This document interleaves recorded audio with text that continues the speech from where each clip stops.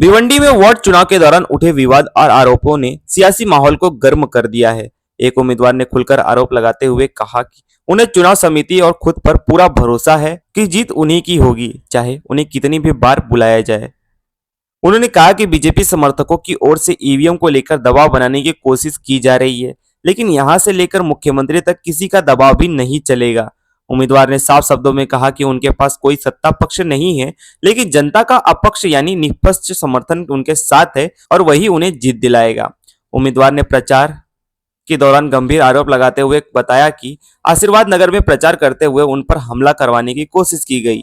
उन्होंने दावा किया कि विरोधियों ने गुंडे को भेजकर उनकी जान लेने की कोशिश की, जिसके बाद उन्हें वहां से भागकर अपनी जान बचानी पड़ी। इस दौरान उन्होंने 112 नंबर पर फोन भी किया था और पुलिस मौके पर पहुंची थी, लेकिन किसी तरह वे सुरक्षित निकलने में कामयाब रहे। उन्होंने कहा कि विरोधी गुंडागर्दी और दादागिरी के दम पर चुनाव जीतना चाहते थे, लेकिन जनता ने इसी राजनीति को नकार दिया। पुलिस में शिकायत दर्ज न कराने को लेकर पूछे गए सवाल पर उम्मीदवार ने कहा कि वे एक सामान्य इंसान है और उन्हें डर था कि शिकायत करने के बाद उन पर और हमला हो सकता है।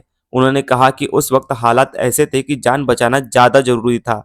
हालांकि जीत के बाद उनका आत्मविश्वास बढ़ा है और अब उन्हें ताकत महसूस हो रही है। इसके बावजूद उन्होंने साफ किया कि वे कभी भी गुंडागर्दी के रास्ते पर नहीं चलेंगे और उनका मकसद सिर्फ समाज सेवा और विकास की राजनीति करना है।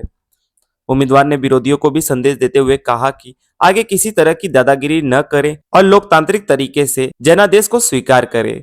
उन्होंने यह भी कहा कि बार बार रिकाउंटिंग की मांग इस बात का संकेत है कि विरोधी खुद अपनी हार को स्वीकार नहीं कर पा रहे हैं। पूरे मामले ने चुनावी प्रक्रिया, सुरक्षा और निष्पक्षता को लेकर कई सवाल खड़े कर दिए हैं, जिस पर अब सबकी नजर चुनाव प्रशासन और आगे होने वाली कार्रवाई पर टिकी हुई है।